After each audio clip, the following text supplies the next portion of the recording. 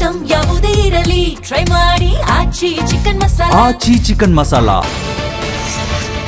Gas ಸೋರಿಕೆಯಾಗಿ ಕ್ಷಣಾರ್ಧದಲ್ಲೇ ಮನೆಗೆ ಬೆಂಕಿ ಹೊತ್ಕೊಂಡಿದೆ. ಹಾವೇರಿ ನಗರದ ರಾಜೇಂದ್ರ ನಗರದ ಮೊಹಮ್ಮದ್ ಕಂಪ್ಲಿ ಅವರ ಮನೆಯಲ್ಲಿ ಈ ಅವಘಡ ಸಂಭವಿಸಿದೆ.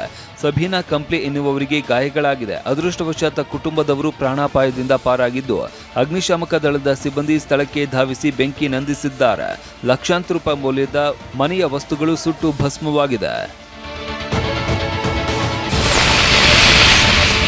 ಬೆಂಗಳೂರು ಮಹಾನಗರದಾದ್ಯಂತ ನಿನ್ನೆ ಸಂಜೆ ಮಳೆರಾಯನ ಆರ್ಭಟ ಜೋರಾಗಿತ್ತು. ಕಾರ್ಪೊರೇಷನ್ ವೃತ್ತ, ಕಸ್ತೂರಿಬಾ ರಸ್ತೆ, ಶಾಂತಿನಗರ ಮತ್ತು ಕೆಆರ್ ಮಾರ್ಕೆಟ್ ಪ್ರದೇಶಗಳಲ್ಲಿ ಮಳೆಯಿಂದಾಗಿ ವಾಹನ ಸವಾರರು ಪರದಾಡುವಂತಾಗಿದೆ.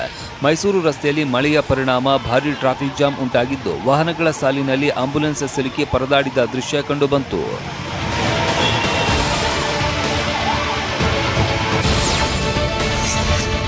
ಶಾಸಕ ಜನಾರ್ದನ ರೆಡ್ಡಿಗೆ ಜನಪ್ರತಿನಿಧಿಗಳ ವಿಶೇಷ ಕೋರ್ಟ್ ಬಿಗ್ ರಿಲೀಫ್ ನೀಡಿದೆ. ಲೋಕಾಯುಕ್ತ ಎಸ್ಐಟಿ ದಾಖಲಿಸಿದ ಅಕ್ರಮ ಅದಿರು ಸಾಗಾಟದ 2 ಪ್ರಕರಣಗಳಿಂದ ಕೈಬಿಡಲಾಗಿದೆ.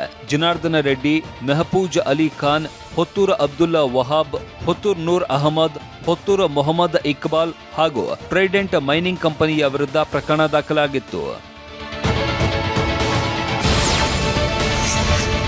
ಉಪರಾಷ್ಟ್ರಪತಿ ಸಿಪಿ ರಾಧಾಕೃಷ್ಣನ್ ವಾಯುಪಡೆಯ ವಿಶೇಷ ವಿಮಾನದಲ್ಲಿ ಮಂಗಳೂರು ಅಂತಾರಾಷ್ಟ್ರೀಯ ವಿಮಾನ ನಿಲ್ದಾಣಕ್ಕೆ ಆಗಮಿಸಿದ್ದಾರೆ.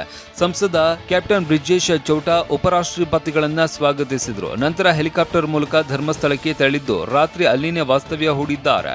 ಇಂದು ಬೆಳಗ್ಗೆ ಧರ್ಮಸ್ಥಳದ ಅಮೃತ ವರ್ಷಿಣಿ ಸಭಾಂಗಣದಲ್ಲಿ ಸಿರಿ ಕೈಗಾರಿಕಾ ಪಾರ್ಕ್ ಉದ್ಘಾಟಿಸಲಿದ್ದಾರೆ. ಬೆಂಗಳೂರಿನ ಬನ್ನೇರುಘಟ್ಟ ಮುಖ್ಯ ರಸ್ತೆಯ ಕಲ್ಕೆರೆ ಬಳಿಯ ಎಎಂಸಿ ಇನ್ಸ್ಟಿಟ್ಯೂಷನ್ನಲ್ಲಿ ಓಪನ್ ಡೇ ಕಾರ್ಯಕ್ರಮ ಅದ್ದೂರಿಯಾಗಿ ಆಚರಿಸಲಾಯಿತು. 2026-27ನೇ ಸಾಲಿನ ಶೈಕ್ಷಣಿಕ ವರ್ಷದ ಆರಂಭದ ಹಿನ್ನೆಲೆ ಸಮಾರಂಭ ನಡೆಯಿತು. ಸಮೂಹದ ಉಪಾಧ್ಯಕ್ಷ ರಾಹುಲ್ ಕಲ್ಲೂರಿ ದೀಪ ಬೆಳಗಿಸಿ ಚಾಲನೆ ನೀಡಿದ ಕಾರ್ಯಕ್ರಮದಲ್ಲಿ ಸಾವಿರಾರು ವಿದ್ಯಾರ್ಥಿಗಳು, ಪೋಷಕರು ಮತ್ತು ಸಿಬ್ಬಂದಿ ಪಾಲ್ಗೊಂಡಿದ್ದರು. ಎಎಂಸಿ ವಿದ್ಯಾಸಂಸ್ಥೆಗಳು ಬನ್ನೇರುಘಟ್ಟ ರೋಡ್ ಬೆಂಗಳೂರಲ್ಲಿ ಓಪನ್ ಡೇಸ್ ಅಂತ ಮಾಡ್ತಾ ಇದ್ವಿ.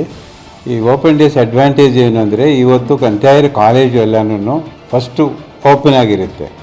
Any division, any department, faculty ಆಗಲಿ ಎಲ್ಲಾದ್ರೂ ಪೇರೆಂಟ್ಸು ಹೋಗ್ಬೋದು. 76ನೇ ಜೂನಿಯರ್ ರಾಷ್ಟ್ರೀಯ ಬ್ಯಾಸ್ಕೆಟ್ಬಾಲ್ ಚಾಂಪಿಯನ್ಶಿಪ್ನಲ್ಲಿ ಕರ್ನಾಟಕದ ಜೂನಿಯರ್ ಬಾಲಕರ ತಂಡ ಚಿನ್ನದ ಪದಕ ಗೆದ್ದು ಇತಿಹಾಸ ನಿರ್ಮಿಸಿದೆ. ಪುದುಚೇರಿಯಲ್ಲಿ ನಡೆದ ಚಾಂಪಿಯನ್ಶಿಪ್ನಲ್ಲಿ 46 ವರ್ಷಗಳ ನಂತರ ಕರ್ನಾಟಕ ಇತಿಹಾಸ ಬರೆದಿದೆ. ಕರ್ನಾಟಕ ರಾಜ್ಯ ಬ್ಯಾಸ್ಕೆಟ್ಬಾಲ್ ಸಂಘ ಕೆಎಸ್ಬಿಬಿಎ ಬೆಂಗಳೂರಿನ ಕೆಒಎ ಭವನದಲ್ಲಿ ತಂಡದ ಆಟಗಾರರು ಮತ್ತು ಅಧಿಕಾರಿಗಳನ್ನು ಸನ್ಮಾನಿಸಿತು.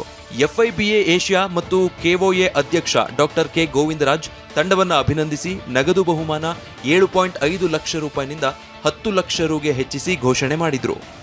ಸುಮಾರು 45-46 ವರ್ಷ ಆದಮೇಲೆ ಕರ್ನಾಟಕ ರಾಜ್ಯ ತಂಡ ರಾಷ್ಟ್ರೀಯ ಮಟ್ಟದಲ್ಲಿ ಜೂನಿಯರ್ ವಿಭಾಗದಲ್ಲಿ ಚಾಂಪಿಯನ್ಶಿಪ್ ಆಗಿದ್ದಾರೆ. ಇವತ್ತು ಕರ್ನಾಟಕ ಬ್ಯಾಸ್ಕೆಟ್ಬಾಲ್ ತಂಡಕ್ಕೆ 10 ಲಕ್ಷ ರೂಪಾಯಿ ಪ್ರಶಸ್ತಿ ಮತ್ತು ಇದನ್ನು ಬಹುಮಾನ ಘೋಷಣೆ ಮಾಡಿದ್ದೇನೆ. ಯುವ ಕ್ರಿಕೆಟ್ ಪ್ರತಿಭೆ ವೈಭವ್ ಸೂರ್ಯವಂಶಿಯನ್ನ ಜಾರ್ಖಂಡ್ ಆರೋಗ್ಯ ಇಲಾಖೆಯ ಬ್ರ್ಯಾಂಡ್ ಅಂಬಾಸಿಡರ್ ಆಗಿ ನೇಮಕ ಮಾಡಲಾಗಿದೆ. ಜಾರ್ಖಂಡ್ ಆರೋಗ್ಯ ಸಚಿವ ಡಾಕ್ಟರ್ ಇರ್ಫಾನ್ ಅನ್ಸಾರಿ ಈ ಬಗ್ಗೆ ಘೋಷಣೆ ಮಾಡಿದ್ದಾರೆ. ಅಸಾಧಾರಣ ಬ್ಯಾಟಿಂಗ್ ಕೌಶಲ್ಯ ಹಾಗೂ ಚಿಕ್ಕ ವಯಸ್ಸಿನಲ್ಲೇ ಅವರ ಸಾಧನೆ ಶ್ಲಾಘಿಸಿರುವ ಸಚಿವರು ಅವರು ಯುವಕರಿಗೆ ಮಾದರಿಯಾಗಿದ್ದಾರೆ ಅಂತ ಟ್ವಿಟರ್ನಲ್ಲಿ ಬರೆದುಕೊಂಡಿದ್ದಾರೆ.